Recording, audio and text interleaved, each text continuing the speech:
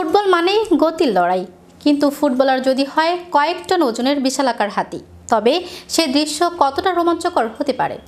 সম্প্রতি নেপালের ঐতিহ্যবাহী চিতওয়ান হাতি উৎসবে আয়োজন করা হয়েছিল এমনই এক অভিনব ফুটবল ম্যাচের, যেখানে বিশালাকার হাতিদের ফুটবল ড্রিবলিং দেখে চোখ কপালে উঠেছে দর্শকদের।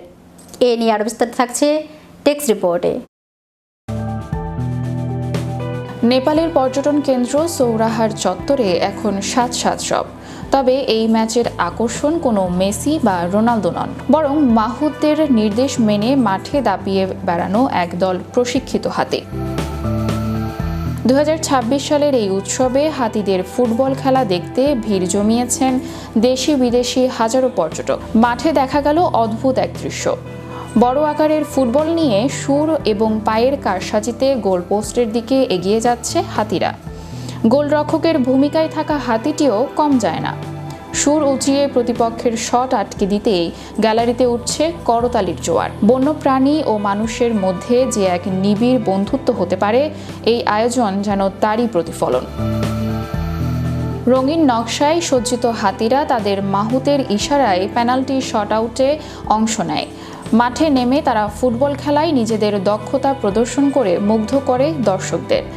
আয়োজকরা জানায় 3 দিনব্যাপী এই উৎসবে হাতির ফুটবল ম্যাচের পাশাপাশি সৌন্দর্য প্রতিযোগিতাও অনুষ্ঠিত হয়।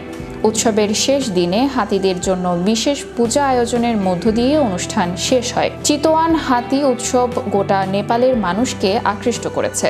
একজন দর্শক জানান, এটি আমাদের জন্য যেমন আনন্দের, তেমনি যারা এই আয়োজনে অংশ নিতে এখানে আসেন তাদের জন্য একটি উৎসব। এই উৎসবটি বছরে একবার অবশ্যই হওয়া উচিত। আমরা হাতির ফুটবল দিয়ে শুরু করেছি, আর আগামীকাল 3 দিনব্যাপী হাতির সৌন্দর্যের প্রতিযোগিতা অনুষ্ঠিত হবে। পুরো পরিবেশটাই আনন্দময় ও মনোরম।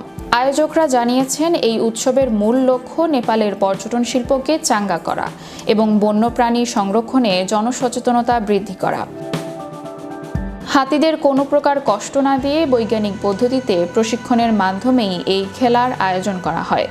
খেলা শেষে বিজয়ী দলকে দেওয়া হয় তাদের প্রিয় খাবার আখ এবং কলার বিশেষ উপহার।